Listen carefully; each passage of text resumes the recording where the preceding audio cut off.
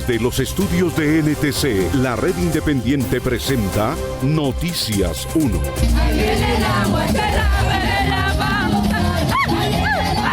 Aquí está. Esta es la imagen del día. El desfile nocturno de la Guacherna. Es el inicio del Carnaval de Barranquilla, al que asistieron más de 150.000 curiosos y artistas, la mayoría seguidores de Shakira, que no notaron que ella, junto con sus hijos Milán y Sasha, bailaron y cantaron por toda la carrera 44, disfrazados de marimondas y esqueletos danzantes, camuflados entre los integrantes de la comparsa Palo de Muerte. Además de la máscara, Shakira y sus niños se pintaron calaveras con cuencas negras y maxilares verdes y zapotes para ocultar mejor su identidad. De esta historia hablaremos hoy. Esta noche en Noticias 1, reclutador de la banda Dagoberto Ramos buscaba niños en Facebook y cobraba 5 millones de pesos por cada uno que pudiera convertir en sicario. Delegado del procurador El Hack está defendiendo a Iván Name y Sandra Ortiz en el Consejo de Estado. Los operadores del Pitufo en Cartagena siguen en libertad y adscritos a la Policía Nacional. Contraloría encontró en el presupuesto cómo se van a pagar los subsidios a la luz y el gas del año pasado, pero no cómo se pagarán los de este año. Y en Top Secret, la Guacherna de Shakira y Claudia López, los magistrados imputables y Vicky haciendo el papel de Margarita Rosa de Francisco. Por la prensa libre y el derecho que todos ustedes tienen a la verdad, yo soy la Red Independiente. Presenta Noticias 1 con María Fernanda Navia y Gerson Caucha. Buenas noches, bienvenidos. Noticias 1 conoció los detalles de la forma en la que trabajaba alias Camilo, un niño que fue reclutado por la banda narcotraficante Dagoberto Ramos y desde hace 5 años trabajaba como reclutador de esa estructura, intentando engañar más niños para convertirlos en sicarios a través de mensajes a sus usuarios de Facebook, a razón de 5 millones de pesos por cada niño robado a sus familias. 409 menores de edad fueron víctimas de reclutamiento forzado por parte de grupos armados en 2024, según la Defensoría del Pueblo. Algunos fueron engañados en redes sociales con sueldos de hasta 3 millones de pesos, lujos y poder, a cambio de convertirse en sicarios del narcotráfico. Él puede estar reclutando un niño en el Tambo, en Argelia, en donde sea, por el poder de las redes sociales. Precisamente esa era la estrategia de Eduard Fabián Pillimue, alias Camilo, usar sus redes sociales para reclutar menores de edad para la banda Dagoberto Ramos, un residuo posguerrillero del Cauca. Para minar la mente de los menores y para hacer que ellos hagan todo lo necesario para que lleguen hasta las zonas de injerencia de la guerrilla. Cuando el contacto no lo realizaba alias Camilo de manera directa por Messenger, contaba con el apoyo de otros guerrilleros que atraían a los menores para que escaparan de sus hogares. Recibiendo, alojando en su casa y transportando a los niños, sino que además por redes, por lo que pudimos ver, también los contacta para esos fines, bien sea WhatsApp o bien sea Messenger. Y una vez los menores entre los 3 y 14 años llegaban a los campamentos de la banda narcotraficante, alias Camilo recibía 5 millones de pesos por cada uno, mientras sus víctimas aprendían a cultivar coca y a manejar armas de fuego. Al campamento donde estábamos lo asaltó el ELN y ese día me pasaron un fusil Galil y 10 proveedores. En la audiencia se resaltó que lo más grave de esta situación es que mientras los jóvenes citadinos encuentran en las redes una vida de diversión, los menores indígenas ven a los grupos armados y sus promesas que encubren las heridas y muertes que deja la guerra. Es sacarlos de su entorno con una serie de valores que se les dan dentro de sus comunidades. Alias Camilo vive el círculo vicioso de las bandas criminales posguerrilleras, pues él mismo fue reclutado forzadamente a los 14 años y desde hace 5 años victimizaba a los niños del Cauca. Los dos jefes de la Policía Fiscal Polfa de Cartagena, en el año pasado y el antepasado, trabajaban bajo las órdenes de Papá Pitufo. El fiscal Andrés Marín los descubrió, pero ellos aún siguen adscritos a la policía, aunque desde agosto del año pasado se pidió su captura. Quien le filtró la información de que había una investigación en contra del señor Diego Marín fue el mismo mayor Nocua. En entrevista exclusiva a Noticias 1, el fiscal Andrés Marín documentó el entramado del contrabandista Papá Pitufo, describiendo la actividad que desempeñaron 2 oficiales de la policía aduanera, el mayor Peter Steven Nocua y el entonces capitán Faudel Salazar, ambos exdirectores de la policía de Cartagena, que recibieron coimas y se pusieron a su servicio. Se identificó que en el mismo vehículo que iba Diego Marín iba el señor Peter Steven Nocua. El mayor Nocua llegó a Cartagena en septiembre de 2023 y fue el oficial que le recibió la dirección al capitán Faudel Salazar, que durante su administración recibía órdenes de Papá Pitufo. Confianza, entonces Diego Marín dijo, pues si usted me permite, usted mira y yo le digo a un pupilo que yo tengo en Bogotá que venga y le ayude a controlar esto acá, porque él ya conoce a los comerciantes y le ayuda a recoger las cuotas y usted simplemente encarga de recibir. La fiscalía mostró varios videos para comprobar las reuniones que sostuvo el mayor Nocua con Papá Pitufo y con alias Pacho, capturado por contrabando de cigarrillos. Somos de confianza, somos un solo equipo. Aquí no hay peleas internas, no hay riñas internas. Pues por ese lado no se afane, que su carga sale sin ningún problema, no va a tener ningún inconveniente final. El entonces capitán Faudel Salazar, que desde enero de 2023 asumió la polfa en Cartagena, tenía su centro de operaciones en un apartamento de la ciudad amurallada y fue llamado a ascenso a coronel ese mismo año. El capitán Salazar fue trasladado al Cauca sin ninguna función de aduanas, lo que provocó su ira ante sus superiores. También que yo me porté allá con todo el mundo, le trabajé a todos los jefes, a todo el mundo le dio lo que le tenía que dar, y fue puta, y por culpa de otro cabrón que se engancha con una, como termina uno en este volteo tan pues puta. Salazar aseguró que si lo molestaban iba a revelar la corrupción que él mismo manejaba. Sabe que no le meten un discrecional porque sabe que uno mismo ahí se riegan pro del golpita y vuelan la pantecha y tiene uno ahí pruebas de todo lo que pasaba allá y de cómo demandaba la plata para Bogotá y todo. Ni el mayor Nocua ni el coronel Faudel Salazar han sido capturados pese a que durante la audiencia de abril de 2024 fueron solicitadas ante un juez. A pesar de las declaraciones de los pagadores de los sobornos del caso UNGRD y de las pruebas de investigación en sus casos, el procurador que atiende la pérdida de investidura, Iván Name, dice no conocer las pruebas que lo involucran y le pidió al Consejo de Estado mantenerle a él su investidura de senador. El Consejo de Estado analiza si mantiene o no la investidura del senador Iván Name, impugnada por su papel denunciado en el escándalo con la UNGRD. El nuevo procurador nombró a José Darío Castro para el caso, pero él no admite que hayan sido probados hechos de corrupción. No llegó prueba alguna que acredite en debida forma las circunstancias de tiempo, modo y lugar, ni tampoco la manera en la que presuntamente el señor Iván Leonidas Name, haciendo uso de su condición de congresista y de presidente del Senado de la República, pudo haber ejercido influencia psicológica o constreñimiento sobre la señora Sandra Ortiz para que ella desplegara cualquiera de las conductas que se describen en la demanda. La Fiscalía de la Corte Suprema, en cambio, sí tienen pruebas. De ahí que Sandra Ortiz esté buscando beneficios antes de ser acusada el próximo 6 de marzo, pero el procurador toma sus declaraciones preliminares. Sandra Ortiz ha manifestado públicamente no haber cometido ninguna de las conductas que los exdirectivos de la Unidad Nacional de la Gestión del Riesgo le endilgan, enfatizando que es mentira todo lo que han dicho al respecto. El procurador insistió en que no existen pruebas del tráfico de influencias o de la entrega de 3.000 millones de pesos que tienen a los dos miembros del Partido Verde en el banquillo. El manejo de los dineros y procesos de contratación con los que se dice fue obtenida ilícitamente la suma tantas veces mencionada no era un asunto del que conociera o pudiera conocer la señora Ortiz con ocasión de su cargo. Name aseguró que es inocente y aseveró que no existen pruebas de su participación en esa banda criminal, como él los catalogó. Las afirmaciones sobre las que se sustenta esta solicitud de pérdida de investidura tienen fundamento en versiones de dos confesos criminales que también están asistidos por pares. Pese a la defensa del procurador, el Consejo de Estado ordenó escuchar a los exdirectivos de la UNGRD, Olmedo López y Snyder Pinilla, y a Sandra Ortiz para definir si declara la muerte política de Name o lo salva. El Contralor Delegado para Energía dice que en el presupuesto de 2025 encontró cómo se pagarán los subsidios al gas y la energía pendientes desde el año pasado, pero que no encontró pistas de cómo se pagarán los de este año. Según él, como está, el sistema no es sostenible fiscalmente.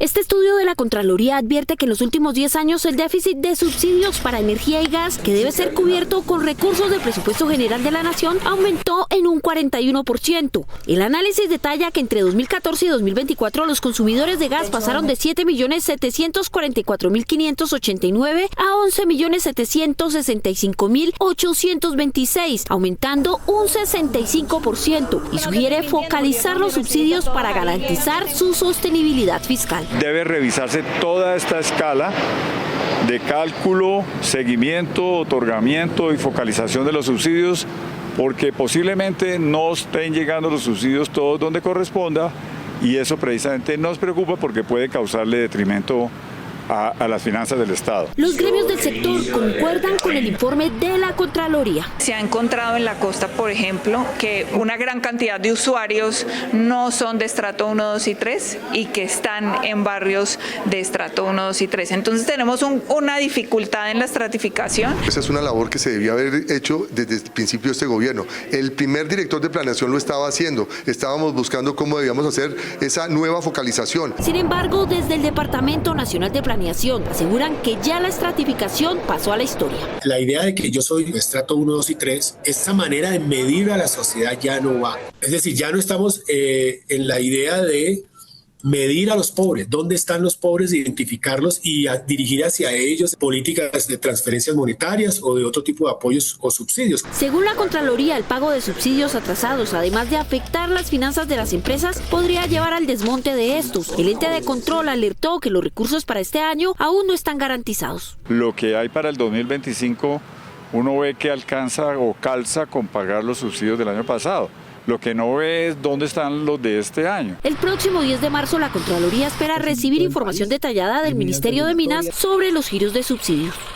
El presidente Petro asegura tener en su poder un estudio técnico que demuestra que el metro no reducirá los tiempos en tránsito de los bogotanos. El alcalde dice que según el del Banco Mundial, el actual recorrido de 2 horas será de 27 minutos cuando entre a operar el sistema. Ya a la vista las obras de la primera línea del metro de Bogotá, el presidente Gustavo Petro y el alcalde Carlos Fernando Galán se enfrentaron. Lo que anunciamos que iba a pasar, está pasando. El presidente Petro reiteró que según su criterio el metro elevado no le sirve a Bogotá, citando estudios internacionales que dan cuenta del posible aumento en los tiempos de viaje y las afectaciones al urbanismo. Estamos agravando unas condiciones urbanísticas en toda la zona donde pasa un tren. Pues imagínense que es vivir en un apartamento mirando la calle y no se mira ya la calle, sino un tren pasando cada 3 minutos. El alcalde respondió en forma de aclaración. La línea 1 del Metro de Bogotá tuvo ya un efecto positivo en el valor del suelo desde 2016 a la fecha, en un área de impacto de 800 metros alrededor de la línea. Una cámara de Noticias 1 recorrió partes del tramo que se encuentra en construcción sobre la avenida 1 de Mayo. Así va la estructura en la transversal 78 en la localidad de Kennedy. Y así se ve este trabajo de ingeniería en la avenida 1 de Mayo con carrera 30. La distancia entre los capiteles y la acera es de 15 metros en promedio. El presidente dice que la construcción de esta estructura podría generar un aumento en el uso de vehículos particulares, empeorando los problemas de movilidad. No sirve para disminuir los tiempos de movilización. Luego entonces, ¿para qué gastamos 7.000 millones de dólares? Si no nos vamos a mover más rápido. Galán contradijo los argumentos del presidente. Tanto en el metro subterráneo como en el elevado, los tiempos de viaje se reducen. Este nuevo intercambio se suma a una serie de desacuerdos entre ambos mandatarios, reflejando tensión entre el gobierno nacional y el distrital en torno a proyectos de infraestructura y desarrollo urbano. Los mandos subalternos del Gaula y de varias unidades de la Brigada 16 del Ejército reconocieron ante la JEP la sistematicidad del asesinato de campesinos para simular golpes que nunca le dieron a las guerrillas del Casanare. Tomé la decisión de asesinarlos estando en estado de indefensión, porque fueron capturados sin ningún tipo de armamento. Luego de ser asesinados, fueron presentados como muertos en combate. Miembros del batallón de infantería número 44 Ramón Nonato Pérez en Tauramena, Casanare, seleccionaron entre sus víctimas a personas en situación de vulnerabilidad y los grupos especiales Delta de la Brigada 16 en Yopal presentaron como bajas en combate a personas, en su mayoría señaladas como colaboradoras de la guerrilla sin serlo entre 2005 y 2008. Para obligar a los soldados a mi mando a ejecutar los homicidios que a la postre reporté como muertes en combate. Al menos 367 personas entre militares, miembros del DAS y terceros civiles conformaron una red criminal que planeaban, ejecutaban y encubrían los falsos positivos que dejaron al menos 303 víctimas en Casanare. Y frente a quienes imputamos esas máximas responsabilidades, hay algunas personas que consideramos que reconocen integralmente su responsabilidad. El Gaula Casanare se caracterizó por presentar presuntos extorsionistas como bajas en falsos combates. También las víctimas han planteado, por ejemplo, los debates sobre imputación de tortura. Nosotros estamos ahorita haciendo una valoración detallada con la evidencia que tenemos. Wilmer Andrei Pérez es hijo de Beyer Ignacio Pérez, asesinado por el ejército en abril de 2007 en Hato Corozal, Casanare, junto a dos primos suyos. Al parecer se había notificado de que había presencia guerrillera, de manera que era una forma para poder justificar el por qué habían sido dados de bajas allí en un combate que nunca existió. El general William Torres Escalante es señalado por las víctimas de ser uno de los responsables de las ejecuciones extrajudiciales cuando fungía como comandante de la Brigada 16 del Ejército. La red criminal tenía informantes quienes reclutaban a las víctimas civiles. Una regulación para poner en cintura el mercado de las criptomonedas en Colombia y establecer la regulación que permita combatir las criptoestafas está comenzando su tránsito en el Congreso. Este martes será radicado en el Congreso un proyecto de ley que busca regular a las compañías que prestan los servicios relacionados con las criptomonedas, como la custodia y la administración. Estos que funcionan como casas de cambio, pero en el mundo digital. De acuerdo con la iniciativa del senador Gustavo Moreno y el representante Julián López, esta regulación es clave por el avance de la industria. Más de 5 millones de colombianos y colombianas están haciendo transacciones con criptoactivos o criptomonedas en nuestro país. Eso es cerca del 10% de la población colombiana. Más de 50 billones de pesos el año pasado se transaron a través de un criptoactivo. Pero muchos colombianos están siendo víctimas de pirámides con estafas, pero también los delincuentes están lavando dinero a través de las criptomonedas. Con el proyecto se busca la protección de los usuarios, se definen requisitos y obligaciones para los proveedores de servicios de activos virtuales, por sus siglas PSAB. Hoy no existe un marco regulatorio, un marco jurídico que permita cuáles son las empresas reconocidas en Colombia para que una persona, un colombiano, tenga la tranquilidad de que no va a ser estafado. Hoy las empresas no son ilegales, las plataformas, pero sí son informales. Noticias 1 consultó con una experta en regulación del sector fintech y aseguró que este es un paso para terminar con la incertidumbre en estos temas. Lo que sabemos es que hay unas restricciones en los negocios jurídicos para poder aceptar las criptomonedas como mecanismos de pago en las operaciones comerciales. También tenemos unas restricciones para las entidades vigiladas por la Superintendencia Financiera. En ese mismo sentido se pronunció José Daniel López, director del gremio de las plataformas digitales Alianza IN. Colombia está en mora de sacar adelante una regulación cripto que lo ponga a tono con lo que está pasando en otros países, que distinga entre las plataformas de intercambio serias y las criptoestafas y que ponga al usuario en el centro. Esta es la segunda vez que se radica el proyecto, según el senador Moreno, luego de que el gobierno pidiera a los autores unas mesas de trabajo para fortalecerlo. Los agua que viven entre Putumayo y Nariño están al borde de la extinción por cuenta de la destrucción de su hábitat, atravesado por un oleoducto del que los grupos criminales paramilitares y posguerrilla roban combustible. Desde 2009, las comunidades Agua, entre Putumayo y Nariño, han visto cómo los derrames del oleoducto trasandino han contaminado sus fuentes hídricas, suelos, aire, fauna y flora, colocando en riesgo su salud, alimentación y el derecho a un ambiente sano. Y esto realmente nos ha cambiado a nuestras formas de vida, a nuestras formas de sembrar, formas de cosechar en nuestros territorios para el buen vivir de nuestras familias Agua. La empresa Cenit, encargada de la gestión del oleoducto, reconoció que entre 2014 y septiembre de 2023 se registraron al menos 447 derrames de crudo por las voladuras realizadas por grupos armados ilegales y la instalación de válvulas a lo largo de los 308 kilómetros de recorrido del proyecto. Nos ha afectado a todas las prácticas de la medicina propia y por esa razón solicitamos el fortalecimiento de la medicina propia. Teniendo en cuenta que la Corte Constitucional reconoció que el pueblo Agua corre el riesgo de ser exterminado física y culturalmente, mañana realizará una sesión técnica para evaluar los daños causados a ese pueblo y escuchar las explicaciones de Ecopetrol, la Autoridad Nacional de Licencias Ambientales, Corpo Nariño y la empresa Cenit. Esperamos por parte de la Corte Constitucional una decisión favorable para estas comunidades, para el pueblo indígena Wa, y que ojalá fijen un precedente frente a la reparación y a la restauración ecológica. Desde mayo de 2024 se suspendió la operación del oleoducto, argumentando que cerca del 20% del crudo se perdía en voladuras y válvulas ilegales, cambiando la ruta de transporte del petróleo hacia Ecuador. La decisión se tomó 15 años después de las denuncias del pueblo Agua.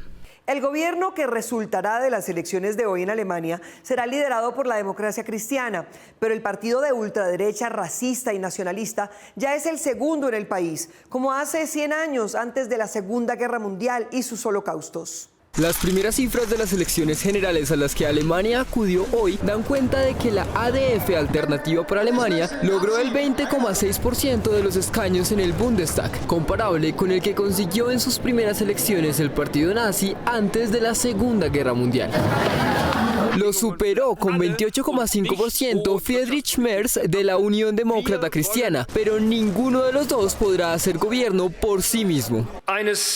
Sehr klar und sehr deutlich versichern. Wir werden mit der Partei, die sich der Alternative für Deutschland. Aunque la Democracia Cristiana lo quisiera, no podrá hacer gobierno con la ultraderecha nacionalista, pues juntos no llegarían al 50% de los escaños, y en cambio podría construir una alianza con los socialistas, que consiguieron el 16,5%, los verdes, que tienen el 11,7%, y los liberales. Umzusetzen. Wir sind bereit für eine Regierungsbeteiligung. Unsere Hand ist immer ausgestreckt, den Willen des Volkes umzusetzen. En el cierre de campaña, las redes sociales estuvieron inundadas de informaciones falsas y engañosas, creando terror a los inmigrantes y promoviendo al partido neonazi, que desde la Casa Blanca también recibía el estímulo del superministro Elon Musk. Por el momento, Europa se libró del regreso del nazismo recargado personificado por Alice Weidel, que a pesar de sus posiciones racistas y religiosas, hace familia con Sara. Mit diesen Leuten, wenn sie es wollen, dann können sie diese Menschen abschieben. Und ich sage Ihnen, wir werden es tun. Wir werden Straftäter, abgelehnte Asylbewerber. Los alemanes no pueden evitar los recuerdos de cuando en circunstancias casi idénticas en su país se formó la Segunda Guerra Mundial y se podría estar gestando la siguiente, que será la última. Hay 9 universidades colombianas en el ranking QS de las mejores 1000 en el mundo, lo que indican los indicadores. La mejor universidad del mundo en el ranking QS ya no es Harvard, que está en el cuarto lugar, sino su vecino MIT en Boston.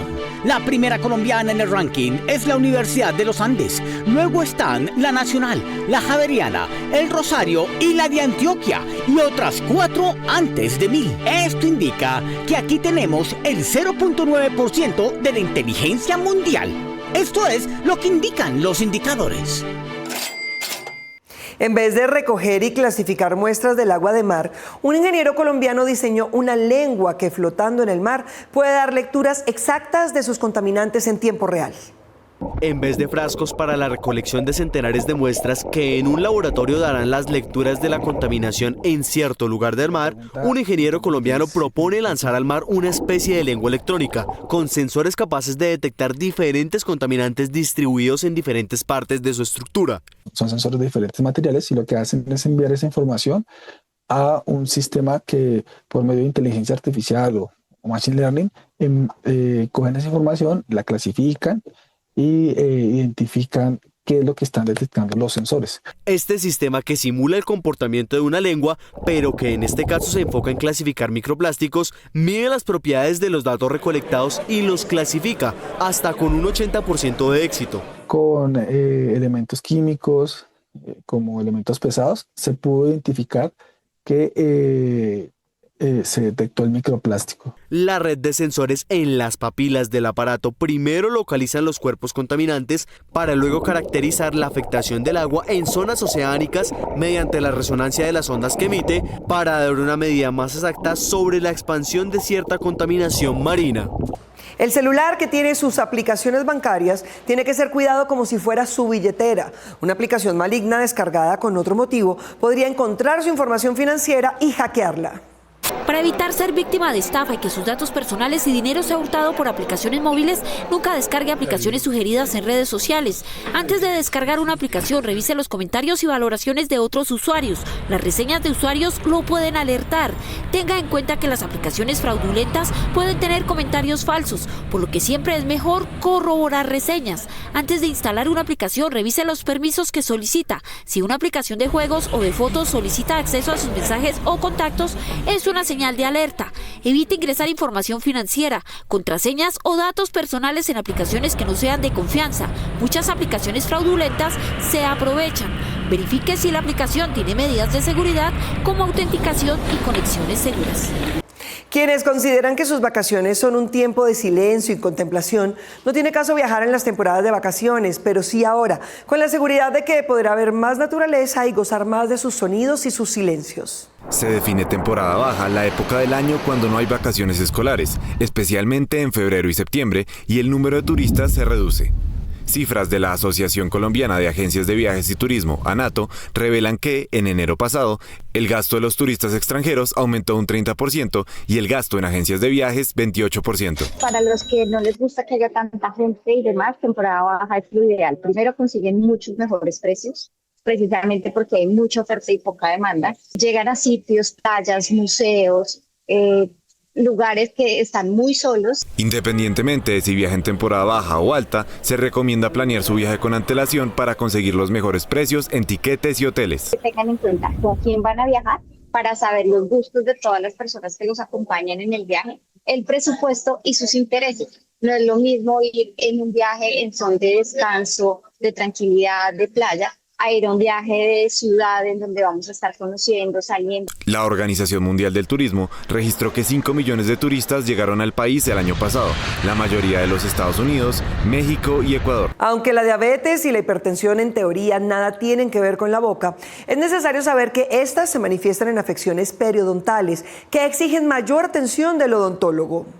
La mala salud oral tiene relación directa con el desarrollo de enfermedades crónicas como la diabetes y la hipertensión. Por eso es importantísimo que si usted es diabético, hipertenso, siempre esté en continua relación con su odontólogo. ¿Para qué? Para que él sepa cómo controlar el tema. Un estudio del Instituto Nacional de Salud de Estados Unidos revela que pacientes con artritis o diabetes reportaron tener peor salud oral que las personas que no padecen enfermedades crónicas. Comenzamos a tener un proceso degenerativo del hueso que es conocido como periodontitis, inflamación de las encías, sangrados, y esto lo que hace es complicarnos la patología sistémica. Para quien presenta alguna enfermedad crónica, se le recomienda asistir constantemente al odontólogo para no agravar su patología. Gracias por continuar con nosotros. Una misión de Amnistía Internacional viajó a la frontera común de México y Estados Unidos para declarar que el derecho de asilo en ambos países está extinto.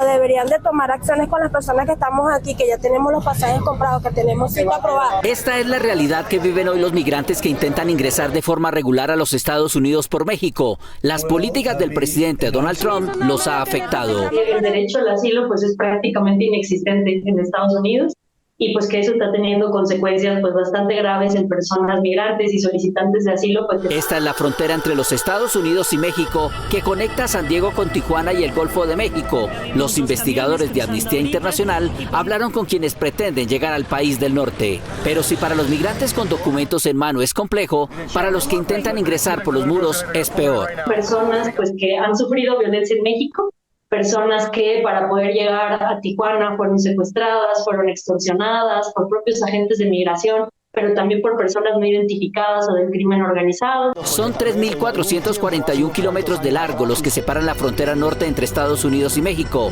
Pero quienes logran romper los obstáculos y establecerse en los Estados Unidos tampoco están a salvo. A un mexicano deportado, que lo que nos contó fue que pues iba a su trabajo, básicamente, lo detuvieron. No pudo ir ni a una audiencia, no pudo recoger sus cosas, no pudo despedirse de su familia.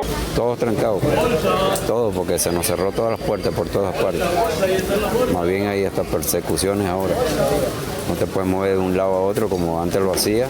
Mónica Oeller fue testigo del control de las autoridades en la frontera. Estamos en playas de Tijuana, vimos una del lado de Estados Unidos y también vimos a la Guardia Nacional del lado mexicano, porque esa es otra cosa, ¿no? El gobierno de México, como respuesta a las amenazas de los aranceles, mandó 10.000 agentes de la Guardia Nacional a la frontera. Se estima que por esta frontera atraviesan 250.000 migrantes de manera ilegal con el fin de conquistar el llamado sueño americano y cambiar la realidad de las vidas que tenían en sus países de origen. Si su idea es comprar casa y cree reunir los requisitos de los subsidios vigentes, prepárese para postularse mientras inicia su plan de ahorro para la cuota inicial. Si usted está interesado en postular a uno de los subsidios de vivienda que entrega el gobierno o su caja de compensación, tenga en cuenta las siguientes recomendaciones para aplicar a este acertadamente. Seleccione el proyecto de vivienda de interés social o prioritario de su preferencia. Por lo general, se encuentra en la página web de las cajas de compensación. Acuda a su caja de compensación para postular y ver si es elegible para el subsidio de vivienda. Solicite financiamiento en un banco. Si este es aprobado, se solicitará avalúo, carta de aprobación vigente del crédito hipotecario o leasing habitacional. Recuerde que para ser beneficiario del subsidio no puede ser propietario de una vivienda ni haber recibido alguna ayuda del gobierno.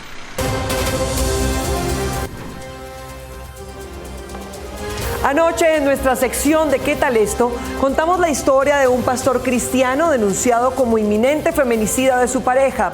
Y en la edición se utilizaron imágenes de la casa sobre la roca, una iglesia cristiana que nada tiene que ver con el caso. Por nuestro error les ofrecemos disculpas a la iglesia y a sus feligreses. Shakira clandestina en La Guacherna, Vicky Dávila imitando a su contradictora principal y los magistrados impunes del CNE y el Consejo de Disciplina. Llegó el momento de Top Secret, la vida secreta de los famosos.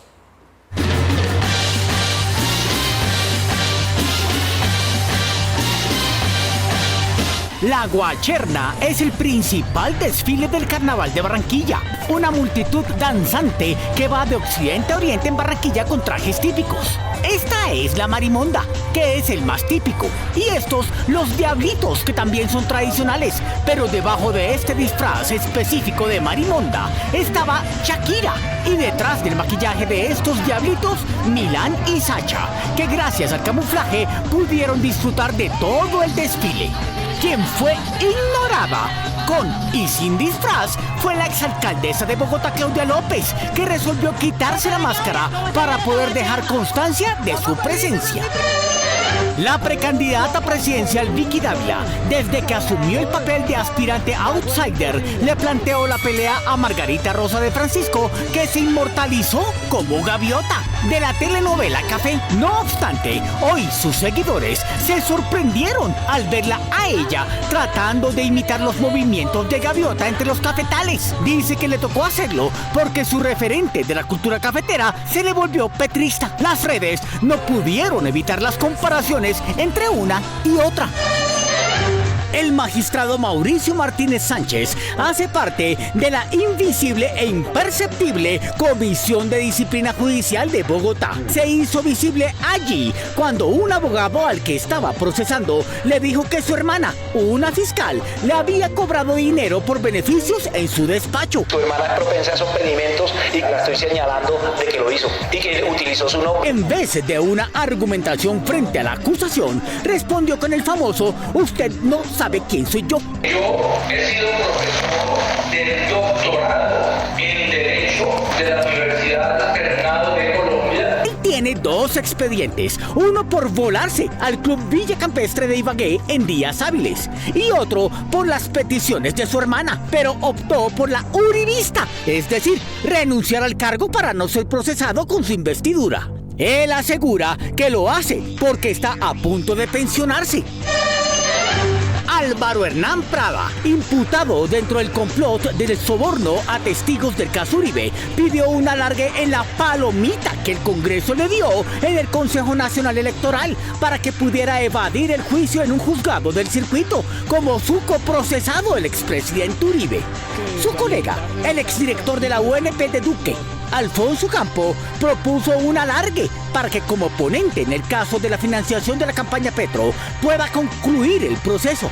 El próximo martes, el CNE se reunirá para aprobar la propuesta, pero queda pendiente que alguna corte de verdad judicial determine si ellos, como ninguna otra autoridad en el país, puedan fijarse su propio periodo.